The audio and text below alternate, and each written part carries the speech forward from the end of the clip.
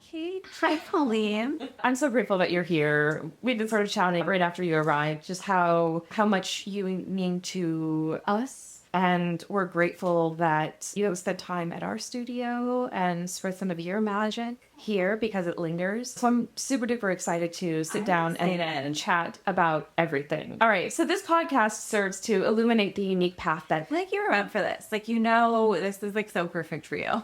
Your like radio voice, like it's just all, I've known you for years. Like, this is just so lovely to, oh my goodness, I'm blushing. I feel like, oh, that's amazing. Thank you. Okay, so this,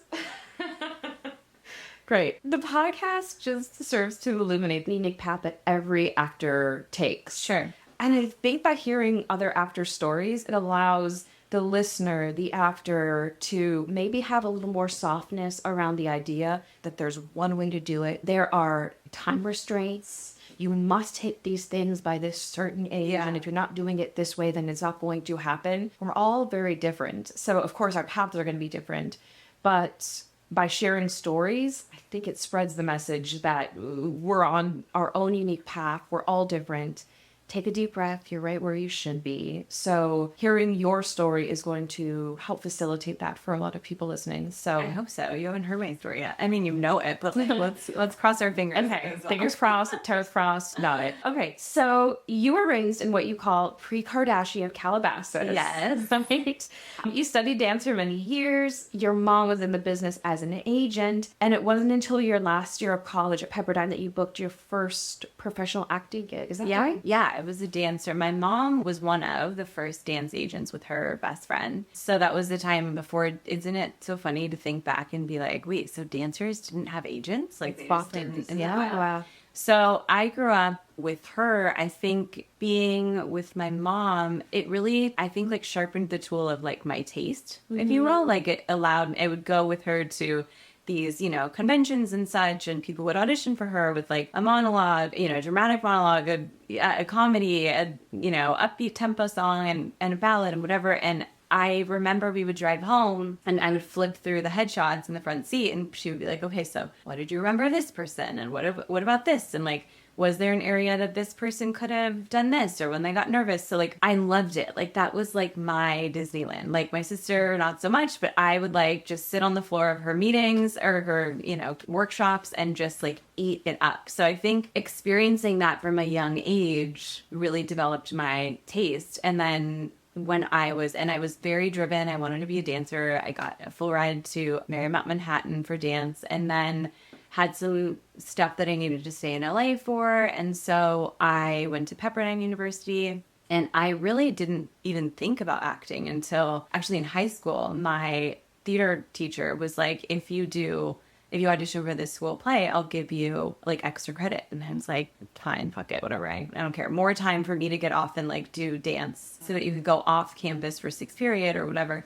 So I did. And then like accidentally fell into it and loved it. I felt like very like My Fair Lady, where it was like she was like of two worlds, and I was like, okay, like I'm a dancer, but I'm really like an actor right now. I'm like, which one do I want to be in? And that just like, it just stuck. Like, I remember at first I was like, how am I going to remember these lines? And then the joy of like creating a character and being part of a world, and I just loved it. Wow. Yeah. No. Well, did you make a conscious decision not to audition while you were in college? So, no, my mother being an agent was like, all my contacts back then, it was a Rolodex. Is that what it was? Will be open to you once you graduate from university. But until then, you have to go to school and major in something other than theater or performing arts, because for her, she was like really trying to instill in me that if there's nothing else you can do, then this is what you should be doing. But you have to like really, it taught me perseverance, essentially. Mm-hmm. So I went through 4 years of university at Pepperdine. I was majoring in public relations. I was minoring in Italian at the time until my Italian grandmother told me that I sucked at speaking Italian. And I dropped it and was terrified. But yeah, so I did audition, and I had booked commercials and things and print jobs. And then I booked How I Met Your Mother. I booked a guest star on How I Met Your Mother. And that was in, I don't know, my sophomore year of college. So I was auditioning, and then I tested for Days of Our Lives when I was think it was my junior year of college. Wow. Or maybe it was my senior year. I don't remember. But I tested and they told me that I got it. And then the next day they told me I didn't. And I was like, this is like, I didn't even know what to do. It was like, I remember I was driving to Mexico for a friend's birthday with all of my high school girlfriends, who I'm still very close with, and was like celebrating this win. And then was like, oh my God, my life's going to change. And then it didn't. And I was devastated. But then I remember thinking, okay, I have a choice. Like, you can keep going and realize that this happens, or stop and realize that this is the disappointment that will be heavily involved in if you choose, door A, if you will.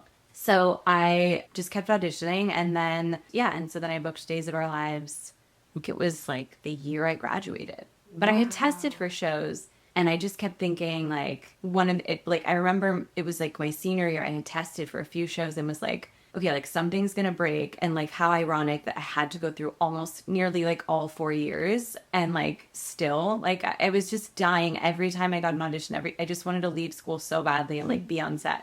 But I do think, there was a lot of merit to that, even if it was to teach me perseverance and to teach me, I think, how to, it gave me those years to really hone my craft. And that's when I found Stan. And I remember the first time I came in and read for Stan, I came in to do like the consultation.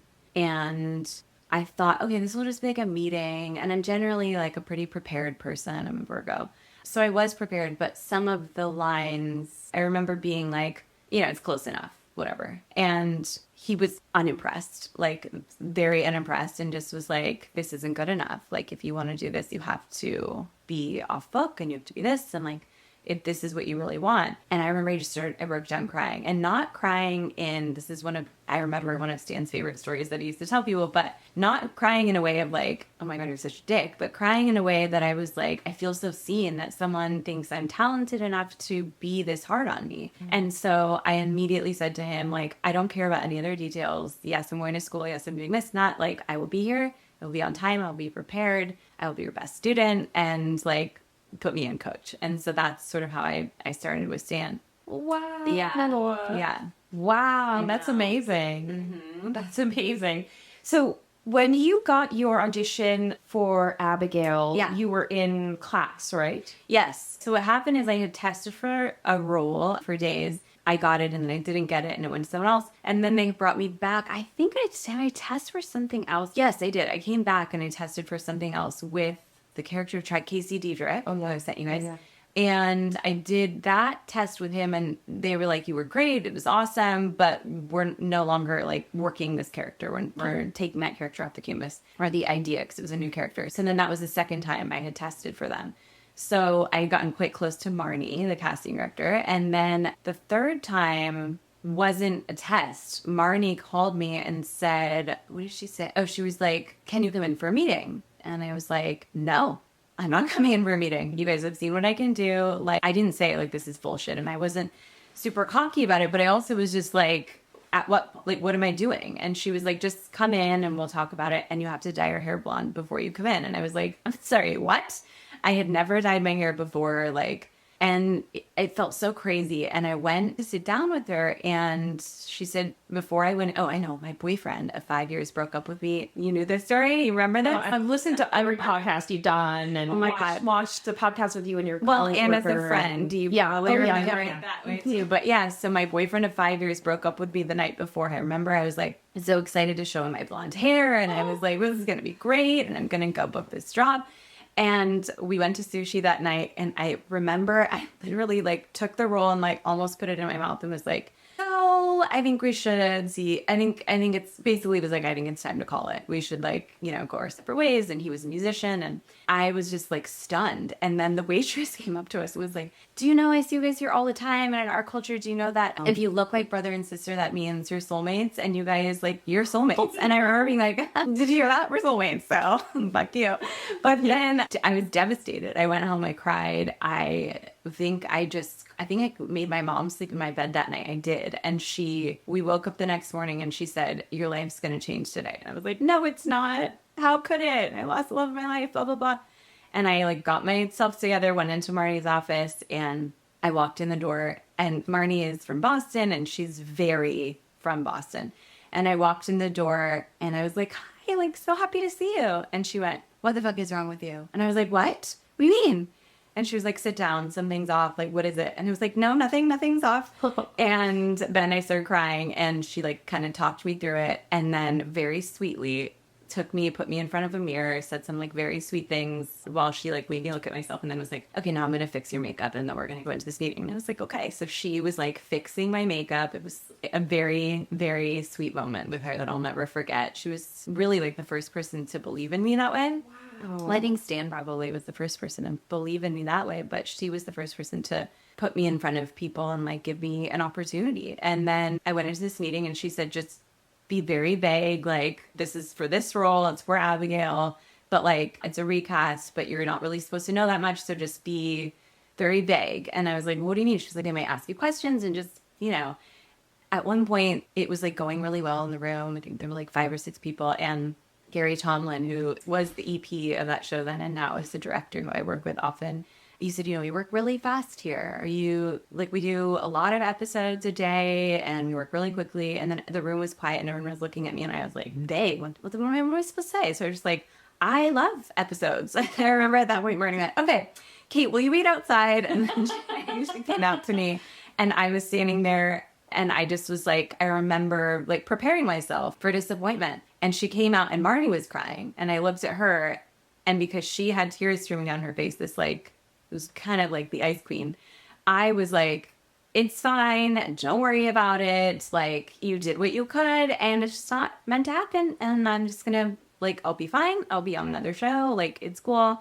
And I walked out, and she looked at me, and she went, shut the fuck up. You just booked a series contract on Days of Our Lives. And it was like, I'm a real actress. And she was like, you're a real actress. So that was my booking story. Wow. Yeah. And then I went to Stan that night because I had class that evening. And I was still wearing, I think, what I wore to this blue top. I'll never forget that. I came in, and I told Stan, like, privately, and Kristen, and then I came into class, and he, like, announced it, and everyone was, like, congratulating me, whatever. And then Stan went into the whole, like, so let's just talk about this for a second. Like, so what is this going to be like for Kate? Like, she's going to get in, and it's going to be blocking. And I was just like, yeah. And it very quickly became, like, the walls were, like, closing in on me. And I was, like, listening. And he was like, so before we get to the material, because I had to do a scene that night, he was like, you know, Kate, you're going to be doing like sometimes like 3 episodes a day, and you're going to have like 180 pages of material, and like you're going to have to really be prepared. And like to the class was like, this is what we do this for, like so that our memory stays sharp and and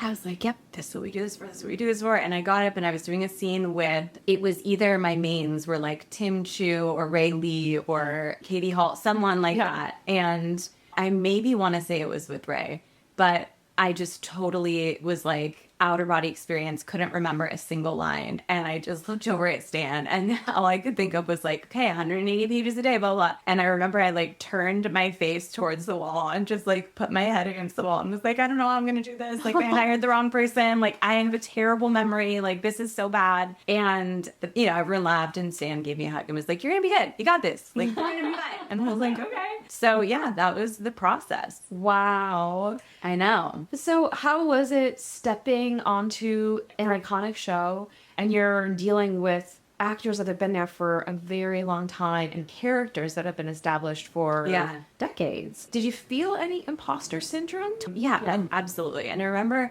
an acting coach I worked with who works with Nicole Kidman once said, everyone feels imposter syndrome. Like, it's not unique to any of us. And I was like, oh, that's that thought of like, even they feel it was really powerful for me. And it just taught me that whole like name it to tame it. Like, if you feel it, just say it, call it out, and like stop giving it the power sort of. Yeah. But yeah, I definitely did. I think one of the things I do well is I'm really good at knowing what I don't know. I'm scrappy. Like, I don't know how else to say it. I'm just a scrappy kid. And so I know when I don't know something, I really sort of like buckle into this mindset. Like when Stan said, you know, this isn't good enough preparation, I never again was like, I will never be in this position again. So I've sort of made it my mantra to be like, mistakes are great, but I'll never make the same mistake twice, sort of. And I need to just, that's my like work ethic, and that's where my brain went, sort of. And yeah, so it was a lot of imposter syndrome. I remember being on stage and being like, I don't know, stage left and stage right, and they're throwing so much at you, and they do move so incredibly quickly. I felt like I was like drowning, but I knew I had enough tools and enough like intuitive talent, I think, to get by, but I knew where I needed to be. So I just never stopped. Like I knew that if I was stuck in that world of like, what's my line, I would not be able to comprehend direction, blocking, all these other things that were swirling around me. And Stan always said two things that stuck with me. One was Jim Carrey's quote that he always referenced. And he said, being on set, not acting in your house or whatever, but being on set is the experience of someone like saying, rub your stomach, pat your head while we're throwing tennis balls at you and say your line. So that was always like, okay, I don't know it till I know it. So the next day I was like, okay, I'm not going to go back to set and be in that place where I feel lost. So what can I do? So I hired someone to be a line runner for me. And then I just like would sit down and like make sure I knew the lines. And then Stan also, I, confided in him and was like, I'm really worried about not knowing the lines and getting stuck in what's my line, instead of being able to be present and act or do whatever else I'm supposed to do. And so he said, as an exercise, tell yourself you don't know your lines until you can say them doing another task. So it became for me folding the laundry and saying my lines, doing the dishes and saying my lines. I have a very clean house now. So I still put that into practice. And I tell like younger actors this all the time. Like you think you know your lines and then you get up there and it will test you in a way that you cannot be prepared for until you're there. That really helped me. And then I felt confident and I knew that like, okay, I can sit and be grounded enough to say, I don't know what you mean. Tell me more. And like to be able to take that direction in, same as dance, to be able to take in the feedback, take in the change or whatever, and put it into my body instead of being like, okay, great. But like, when am I saying that? What's that thing again? Sure. So it just helped set me up for success. That's incredible. Yeah. That's so incredible. I worked as an on-set coach earlier this year in Korea, and I bought tennis balls. You did? Yeah, and we'd be bouncing them and Totally. throwing them, getting two in there. And the first time I did it, the actor looked at me and goes, this is very distracting. And I was like, no shit. Yeah, that's the point. Yeah, that's the point. Yeah, Totally. but it does help. Yep. Yeah. So the year that you won the Emmy, Abigail was going through some stuff, dissociative identity disorder. How did that storyline come to be? So it was the last year of my contract and they came to me and I think it was right around their 50th year anniversary, or maybe I'm mixing that up. But anyway, I had said to them I would extend and stay another year, but I wanted not like story control, but I wanted to have a meaningful conversation about, where the character was going at that point. And we had a 3-week hiatus, which never happens. And they said, why don't you take some time and think about, we had these new writers who were fabulous. And they said, why don't you take some time and think about, where you would like to see this character go? And then we'll come to the table and talk about it. I remember thinking, I was just getting into this new class. It was a little bit heady, very like actor studio. And I was thinking, okay, so if our job as actors is to believe that everything that happens to us is true, then what does that mean? How do I equate that with a soap opera? Like, these storylines are insane. So like I was having sex with my professor and having an affair with him. And then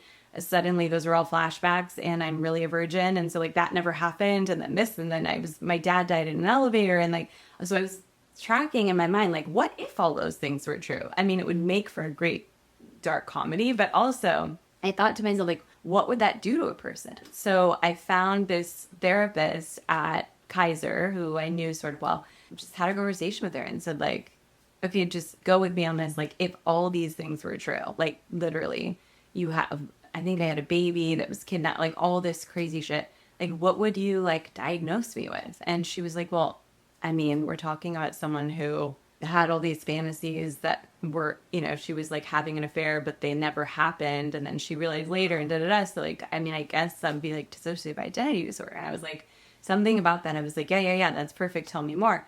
So then I went on this whole rabbit hole and was looking into like the first case of DID and like all these things. And so I came back with a lot of research and a lot of stuff and just sort of talked to them about that. And they said, okay, we'll get back to you. And I said I wanted to do something around mental health, I think I said. And I had been at the time in a really good, stable place myself. Then I told them that and they were like, okay, we'll see what we can do. And so then they said, like, we're going to take this story and run with it. And then I personally had like one of the most difficult health periods of my life. I had a cyst that ruptured on and just so happened to hit a blood vessel at the time. And it was just like a fluke thing, but it was a crazy thing. And also something that we should talk about is the health insurance in our industry is really brutal. And they had sent me a piece of mail that didn't get to my mailbox, apparently saying like, oh, if you don't pay your premium, your health insurance is going to expire. And so I never received it. And they have this policy that like, if you don't receive things, like we don't want to bother you. So I lost my health insurance, and I found out while I woke up in the hospital with like all these tubes in me getting blood transfusions and all this stuff.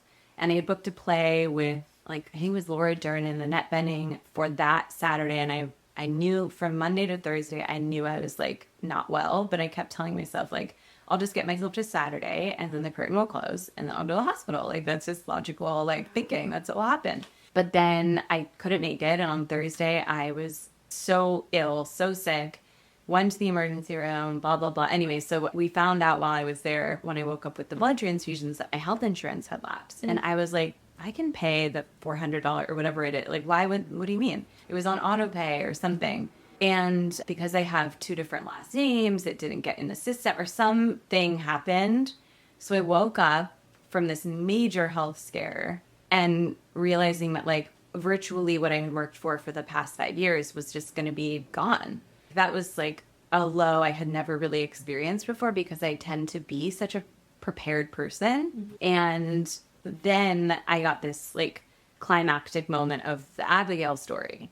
So it kind of converged at like into this perfect storm. And I knew every day, like in between working, I was in my dressing room calling these health insurance lawyers and calling and trying to figure out like what my life was and being in this limbo of like, I wish I could stay as Abigail because her life is better than mine. And I also like don't want to be doing that because now she's doing all this dark stuff. So I was really bouncing back and forth in between like 2 really dark times in these women's lives. And I had somewhere to put it, which I think was such a gift. I mean, how often does that actually happen where you're like, oh no, it's happening right now in real time? So the things that I was saying and the episode that I submitted, I think, or that they chose to submit with me for the Emmy was a line I remember saying to them in rehearsal. You know, you do your rehearsal and blocking. And I just remember looking at the director and saying like, I can't say this line until we tape. Like, I can't do it. I know what it is. I'm not going to change it. I'll say it. But like, you gotta let me just say it when I get there. And they were like, okay. But I was like feeling like afraid of this line. I remember I had to look at my co-star and say to him after all this stuff had happened to her and she was in this domestic abuse relationship and she sort of recovered but was coming out of it. And Abigail was realizing like, what am I coming out to? She had to look at her husband at the time and say to him, I'm okay. He didn't beat me. No one can. And then it was something like, I'm stronger than this or something like that.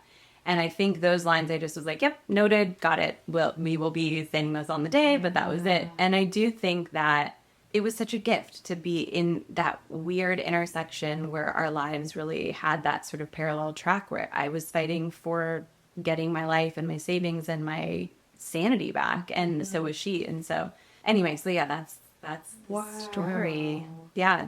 So incredible. It was a bizarre, it was funny because I remember when they said you were nominated, I was like, okay, that's cool. And I had left the show at that point because it's a little bit delayed. And I remember thinking, and I still sometimes look at that and I think like, and not to be glib, I know it's like such an incredible honor and I love it and I'm so grateful. But I remember thinking at the time, like I saved myself that year and I got myself back on my feet. And that was the gift. Like that was the win. That was the trophy. That was the joy. So anything else truly felt like extra because I just was like so grateful to put that chapter behind me. And then also thinking like, yeah, just the gift that I had in that I had a place to put all of those things that were happening. So I was really, I felt very lucky and blessed and yeah. Oh my gosh. Were you able to get it all rectified, like the healthcare? I mean, yes and no. I think what's really interesting about healthcare in this here, I mean, my fiance is Canadian, so we have this conversation a lot, but you know, there's so many, the system is challenging for a lot of people. And I remember sitting in front of this healthcare attorney and he was fighting for me and he was like, okay, let's see if we can get these bills down a little bit. And I was like, what do you mean they're bills? Like, you don't like get bills down. And he would call and say like, okay, like she has this, we're doing this, like, what can you guys do? And blah, blah, blah. But the craziest thing about this situation was the realization for me that some people who English isn't their first language, for example, like how would, if they were in that situation, how would they know who to call and what to do? And like, I mean, I'm so thankful I had the resources and the connections from family to be like, we know someone who's a lawyer who can talk to this person or whatever. But I was like, I mean, it's debilitating alone to have to go through something like that, but then to have to like advocate for yourself and fight and try to figure it out and talk to these hospitals and these bills. And it's a very flawed system and something that, you know, I think more people should be talking about. Absolutely. Wait, I have one more question about the juiciest Abigail stuff. Yeah. So you have this incredible storyline, and you put so much heart and soul into it, and you've worked there, I think now you're maybe in your fourth year. Yeah. Did you at all feel like, okay, I want to do this so right that I feel comfortable asking for an additional take? Or I feel uncomfortable asking for more than what I need because we need to do this justice? Like within the constraints of daytime pressures, how did I keep working? Is that the question? Absolutely. I used to say it so much better. But no. But at that point, and also like... At that point. Yeah. I think that as a dancer, also, you learn in any performance sport, your reputation and your work ethic, that's what really... I was always prepared. I did know my lines. I wasn't, you know, if I, and I rarely did, but if I did ask for another take for something, or if I felt like I had a question or whatever it was, I think because I knew so acutely how valuable time was, and they knew that I knew that it was not really, when I asked, it was the conversation was always allowed. But I think that comes in, I always say I'm not a method actor, but I do think I'm like a method preparer. And I think that's where, you know, you come in, and if you have the questions in blocking, you ask the questions when you have the time to ask them. Yeah. Can I take another take of this? And you develop trust that way. And that's, I think, the best way I know how to work. Yeah, that's incredible. One of the things I learned a lot from you is advocating for oneself. That makes me feel so good. Really, it's been such a gift and so necessary. Yeah. So necessary. So I appreciate just even now, many years after I met you, hearing stories again, and I was still like, oh, shoot, if she did that, maybe I can ask for a little something. Yeah, I mean, I think ultimately, like, you have to realize you're all on the same team. You know, I used to be really shy as a dancer, and I don't pick things up very quickly, and so I would be nervous to ask for them to repeat the choreography one more time, or it would always come up like, does anyone have any questions before we do this again? And I would be like, nope, good. But then that's not serving anyone. And so when I did sort of come to terms with the people-pleasing behavior and realize, okay, like, this is what I would rather ask now and say thank you and get it right than just, and I see it so many times, especially in daytime with younger actors, where they're so desperate to prove themselves and they're so desperate to sort of just like blend into the environment of, yep, I can do this, I can work fast, that they lose out, and then they just end up looking like an asshole. Like, you should take the time and say, excuse me, I have one more question, just so I can be clear. You want X, Y, and Z, and you want me to move here on this line, and you want this to happen. Do I have that clear? Yes, you do. Okay, great. Now you're fine. And actually, like, the, you know, iconic characters on these shows who have been there for so many years will respect that much more than you being like, yeah, I got it. And then them giving you, you know, them delivering a monologue and then you messing up and being like, oh, whoopsie, I was confused, you know? So Totally. I think that you have to ask the questions that you genuinely think are, you know, that you can't have answered yourself, not just your self-talk or get attention or whatever. And that I think will always steer people straight. But I think that, yeah, I mean, I think I also on set, I did have a bit of a transition in when I left daytime. I was doing a show, I forget which project I was on, but I also realized I am such a natural caretaker, and I always wanted to make sure, okay, is everyone else prepared? Because if everyone else does their lines, and if everybody else has the same, you know, sort of like work method that I do, and we're all good, then I can be good. And that's an unrealistic expectation of me to put on other people, and also not my job. And so I really had to shift from wanting that to be like, okay, let's make sure everybody knows their lines. Let's run a rehearsal again, like, da-da.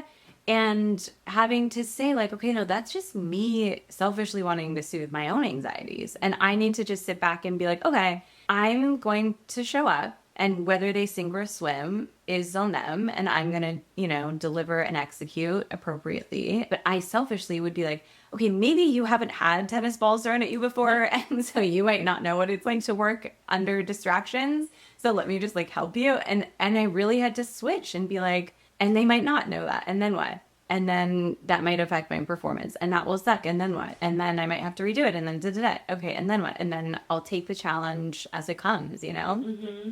Wow. That's big to realize what might be like, she's so takes care of everyone might actually be like, I'm pursuing. Yeah. Yeah. That's big. 100%, especially when you're in a new environment or you're in an environment that's so fast paced. I also have to credit, I was texting Allie Sweeney this morning, but I also have to credit, I learned from being thrown into storylines, being the young ingenue that was having an affair with this like iconic couple. Like I learned so much from sitting back, being respectful and asking questions and like watching and saying like, I want to take from this, I don't want to take from that. And just being sort of that sponge naturally. Yeah. But yeah, it really is like what we do is ultimately such a self-exploration. And the more you know yourself, the better. And I did. I was like, oh, like directors would work on big group sets and I would have like anxiety and be like, okay, people aren't listening to them. Like maybe we should like, and then I was like, I'm not a stage manager. Like this is my job. If no one's listening to the director and they're being disrespectful, like that's on them. And I need to like go and stay prepared and stay focused.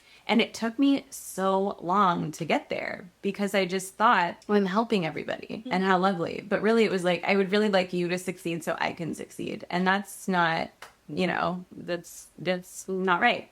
Whoa, that's big. That's deep. Yeah, absolutely. I used to be very much like, well, I'm an empath. I'm an empath. Yeah, you're a sponge too. What to say? You're a sponge. Actually, I have a lot of anxiety. Yes. And I'm picking up on things and trying to fix things. Yes. That no one's even fucking expressed. Yeah. And if I can take that off my shoulders, the more I can take that off my shoulders, the more I can be present in my life. Totally. Yeah. And you can give yourself the freedom to, and then also the beauty is use it in the scene. Totally. You're fucking up and you're like pissed or whatever and you have to do it again. I think also a big shift for me as an actor came when I remember being like a young actor on set and being like, okay, when they see action, like I can't have any other Katie thoughts. Like this is like I'm in the character and like da-da.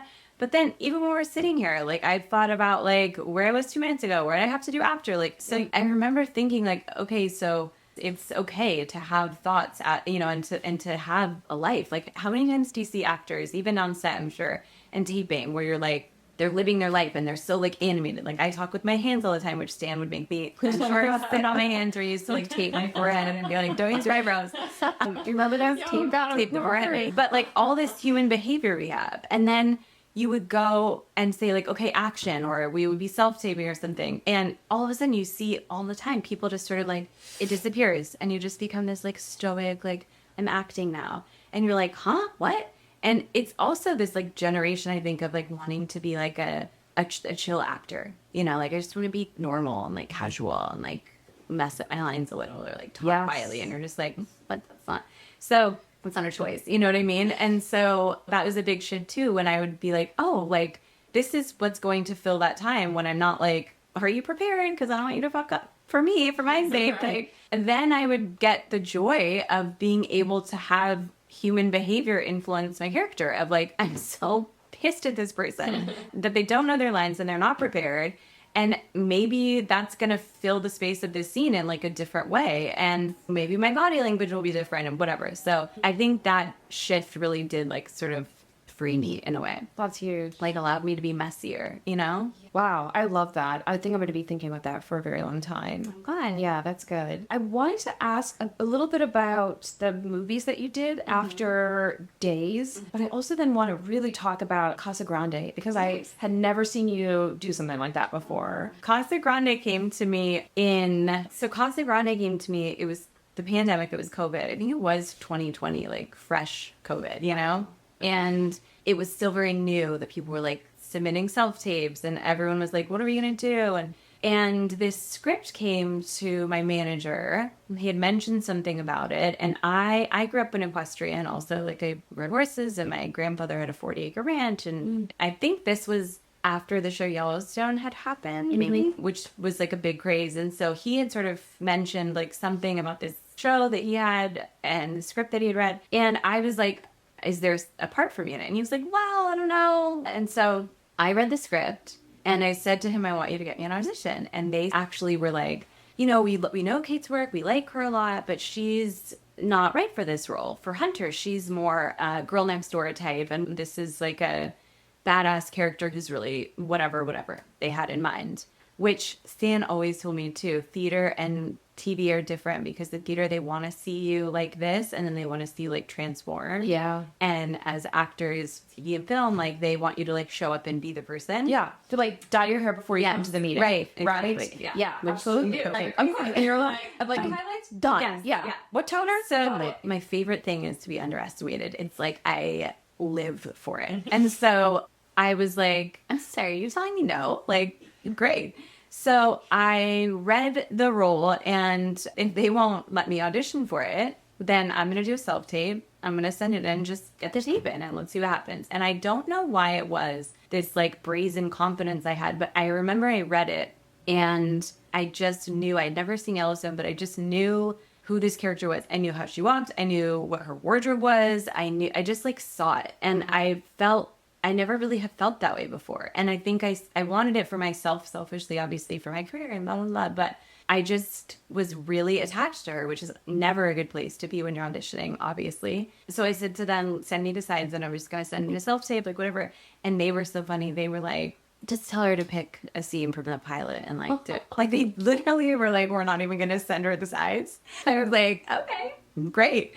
So I flipped through and found this scene where it's like this raunchy scene where she's just like seduced this guy to blackmail him and they're in the hotel room afterwards and she's just slept with him to get and then now she's going into this scene about blackmailing him. And in my mind, when I read it, I work with a sports psychologist, sometimes as like an acting coach. Yeah. And so I was saying to him, you know, it's so funny because like I see it cinematically and I had gotten into directing a little bit at Days. So, like my mind was sort of like, I could see it that way. And I said, you know, if I were directing and I would do it this way and it's like this dingy hotel and like she has no makeup on and it's really raw and gritty and like, you know, maybe she's like smoking a cigarette on a thing and she's in like a wife beater with no bra and like a thong and she's just like sitting on the bed. And he was like, so do that. And it was like, yeah, like if I booked it, that's what I would do. And he was like, no, do that in the self-tape. And I was like, I don't think you get it. Like you're a sports psychologist. Like we don't do that. And so like, we just don't, you don't like wear, what did they say? You don't like wear the waitress costume for the waitress. Right? Yeah. And he really helped me and was like, why? And I was like, I don't know. It's just sort of a thing. Like, we don't do that. And like, and then he was like, yeah, but it's COVID and you're doing a self-tape from your studio at home. Like, why not? And I thought about it and I was like, yeah, maybe he's right. And that like stuck in my head. And the night before I was going to do my self-tape, I was like, so what I know about this is they think their vision of me is that I'm this girl next door and that I don't really have this brand. And when they see my self-tape, it'll be about 6 seconds in for me to make an impression, really even before I say anything, right? So then I thought about that and I thought, what can I do in those 6 seconds to be like, hold on, maybe we don't know her. And so I cut my bangs that night. No. Yes, I did. Bangs, I thought for a minute, like, is this a bridge too far? Have I lost it? So I did, and I did this self-tape. I sat back in a chair in my bedroom, and I had a fake cigarette. It was actually like a one-hitter for weed, but here we are on podcast land, so that's fine. So I sat back with this, like, cigarette and wore a white beater with no bra and a thong, and I did the exact take that I would have wanted if I were shooting.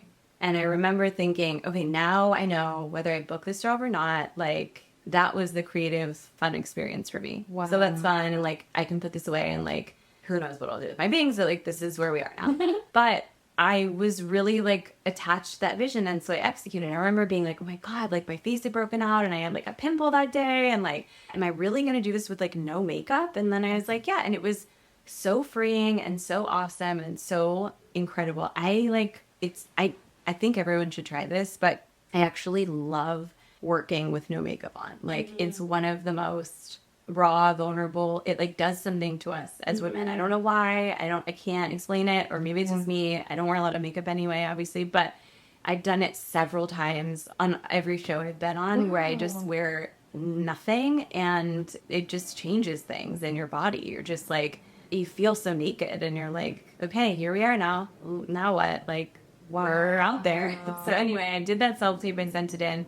And it was my birthday that weekend, and I went away, and I just kept saying to myself, like, I don't have anything to wish for. Like, I did exactly what I wanted on that tape, and it's going to change my career in the sense that, like, and it's changing, you know, there was, like, that neuroplasticity happening where I was like, I'm changing the way I'm thinking about auditions. So that was, like, enough. And then my manager called me and was like, apparently everyone's freaking out about your tape. And I was like, yeah, I had a feeling that would happen. He was like, no one said they're sorry or anything, but they were like, they want to see you for a test. And it was still all on, which is not that big of a shock now, but it was all virtually. Mm-hmm. So then I was like, oh shit, now I have to test in front of people. What am I going to do now? I'm going to like be in that wardrobe on a test. Like that's so vulnerable. And like, what if it's going to be recorded? And like, I don't know, like, what do I do now? Like, do I just be like, okay, that's what I did. But then in the test, like I'll obviously wear like appropriate clothing, or do I like do the like meet and greet and then like take my pants off? Like what am I supposed to do? Like this is so awkward. And I talked to Roger, my sports psychologist, and I was like, yeah, I'm just gonna commit to this, and this is what we're doing now. So I did it. I did the test the same way. I was like whatever and just did the scene that way, and they loved it. And then that's how we shot it. They literally were like, you know, this is like exactly, she wasn't smoking before, she didn't have bangs, all those things. So it was cool. It was like a really fun experience for me that I think I was saying to earlier, I think with COVID, like it was challenging, but the gift of it, I think for a lot of us, and maybe is still hitting some of us, is that it really blew the ceiling off and made us think about why are we doing the things we're doing in a way that we had never thought before. Yeah. So it really did change my self-tapes completely. Like, no one needs you to have a studio. They just need you to be you and have human behavior and have, like, your own take on what this is. Yeah. So that was, one of my favorite roles ever. You were so great in that role. So great. Yeah. Like I said, I was watching it and I was just like, oh my God. Like I know your range and I know your abilities, but I don't think you've gotten the material to sort of work in that way. And the scene that you're talking about, it reminded me of Network. Faye Dunaway has this scene where she's on top as well, orgasms and is like back to work. And is like back to like talking and maneuvering and scheming. And the way that you handled that, I was like, this is... you've worn in this moment. This has this epicness. It's echoing, Thank you for saying that. But I think, again, just thinking about human behavior, I think when you get to that point in your work where you're like, okay, I'm comfortable with my talent and whatever, and like, then it becomes playful and creative and you can think about, I don't know, characters differently. And I think it just changed how I thought about myself. Like, I just became this witness of myself. Like, I use my hands a lot when I talk. I do this, I do that. Like, what do I look like when I am drunk? What do I look like when I'm embarrassed? Like, what's my human behavior? And then those questions about yourself then will inform how you create them for a character. And so that, I don't know, that changed. It really did change things for me on like a foundational level. But she was also part of it. I remember I kept saying like, this is another area where she's like having sex with this guy. And again, like, there were no lines, but the way she is having sex with him is also so telling of who this woman is. Absolutely. So I think those private moments are always like so important. And she was very much like, this is for me. Yeah. And then we'll and then we'll get to you. Yeah, absolutely. Yeah. It's huge. You had mentioned in talking about your self-tape that you got more to directing. Yeah. Is that something you see yourself doing in the future? Yeah, absolutely. I would love to. I'm working on like a short that I want to do. And I really, truly thank Ellie Sweeney for that. Because I remember I was literally telling her that today. I remember seeing her in this like striped top and she was like walking down the hallway to direct her first episode at Days. And I remember thinking like, that's the next branch I want to swing on. Like, okay, that's where I want to go next. And I watched her and then I shadowed and did a lot of stuff when I was there and directed a segment and I love it. That's amazing. Thanks. I love that. I know you are locked into General Hospital Yeah. for a moment, and the fans are thrilled. Where do you see yourself? What kinds of characters Yeah. do you think you'll be adding to your? Well, as an actor, we're always like, there's that balance of like what you want to do and you going where the work goes, right? And where you are in your life. And some of that is very practical. Like we've just come out of a very difficult year, a very difficult couple of years for a lot of people. I was really fortunate that this job came to me, offered this job to me the week before the strike was announced. And daytime was the only thing that was working virtually and I think not unscripted. So I wasn't particularly like set on going back to daytime, but they said, we want you to come back for this heavy hitting storyline. She's an LGBTQIA plus character and she is a part of an endometriosis storyline, which I have, and that was meaningful. And then I knew the strike was on the horizon and I was like, this feels like the right timing and the right role. And it's been such a gift. I'm so grateful. I don't know. I think next I'd like to be challenged in whatever way that looks like. I'm not sure yet, but I think I'd really like to be challenged. And not to say that I'm not challenged now, but that's something that I'm always sort of seeking. It's like what the next thing has to be something that is different in some way or excites me or I don't know. Right. The time, your energy, your life is valuable. Yeah. Yeah. I love that. Yeah. But no, it's important what you said. There is no one size fits all. There's no path. And I think I certainly found so much purpose and so much encouragement and meaning and community at Stan Kirsch. And it's why whenever anyone asks me, like, I always say, don't talk to me until you've at least done one session here, because those building blocks are priceless, and I think set you up so well for success. It changes and you have moments of working on, and you have leaner moments. And I think that what sustains it is the confidence in your craft that you build here and you build in class and you build in relationships and in knowing that you don't just have blind faith, but it's like backed by something, regardless of whether you've worked or not. Like I remember people would ask me and I would never say I was an actor because I didn't have a job yet. So I said, oh, and that's why Marnie was like, you're a series regular on a show. And I was like, oh my God, I'm an actor now. And so when I ask you, what do you do? You can say I'm an actor. But that's, I think a really old world way of thinking. Like I think that where we put our time and our energy and our focus, and how you do one thing is how you do everything. And if you are committed to something and you have talent and I think if you know how to perform under pressure and you practice that here or in whatever capacity you can, that will never steer you wrong. Absolutely. Yeah, you're singing my song, girl.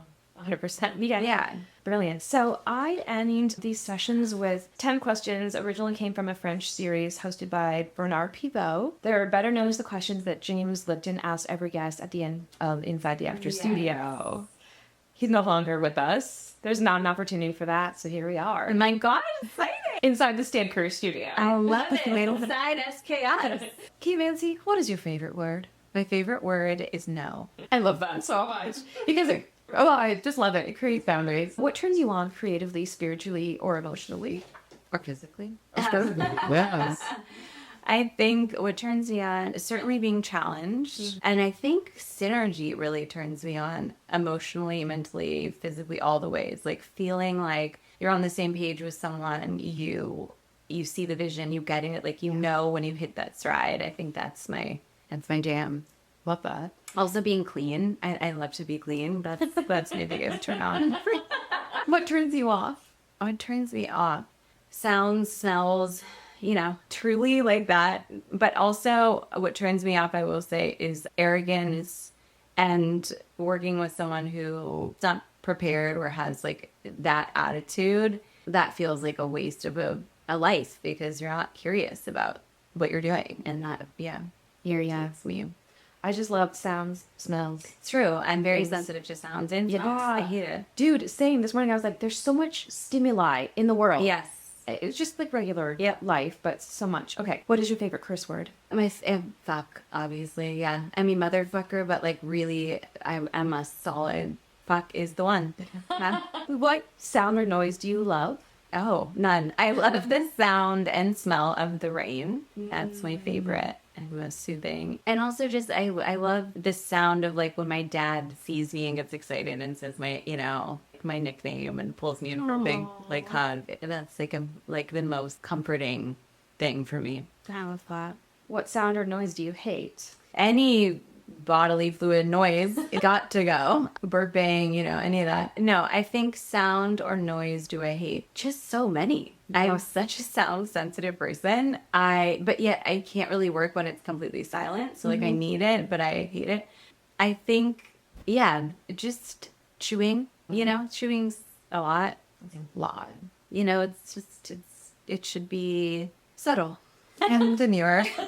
Very demure. Very demure. Yeah, that's what I love. What profession other than your own would you like to attempt? Oh, God.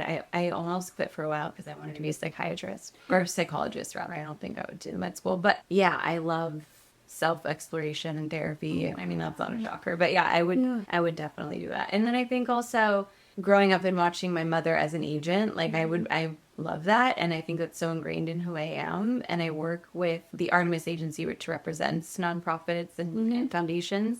And that is so fun for me because I get to cast campaigns and help them find talent that like synergizes with these meaningful causes. So yeah, probably like some sort of like talent representative or something like that. Yeah. Oh, I love that. What profession would you not like to do?